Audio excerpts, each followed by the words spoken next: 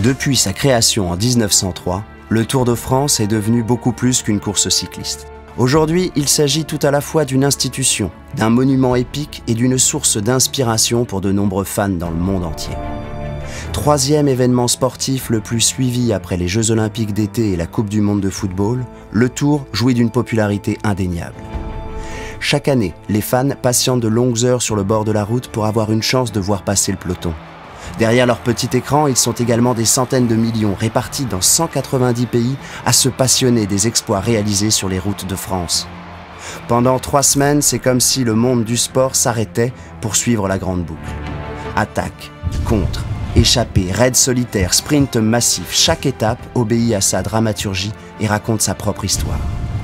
La plupart de ces récits d'anthologie ont été écrits sur des sommets qui doivent aujourd'hui leur aura au Tour de France. Mont Ventoux, Alpe d'Huez, Galibier, Tourmalet pour ne citer qu'eux. Le palmarès du Tour de France est un véritable who's who du cyclisme mondial. Et les batailles légendaires qui l'ont animé jouent un rôle essentiel dans la passion que suscite ce sport. Aussi, la plupart des enfants qui se lancent dans le cyclisme rêvent-ils de remporter un jour le Tour de France. Pour de nombreux coureurs professionnels, une victoire d'étape constitue un objectif en soi. D'autres jettent leur dévolu sur le maillot à pois ou le maillot vert. Quant au maillot jaune, véritable graal de la discipline, il constitue un rêve auquel n'accèdent qu'une poignée de privilégiés. Le Tour de France constitue la meilleure vitrine de notre sport.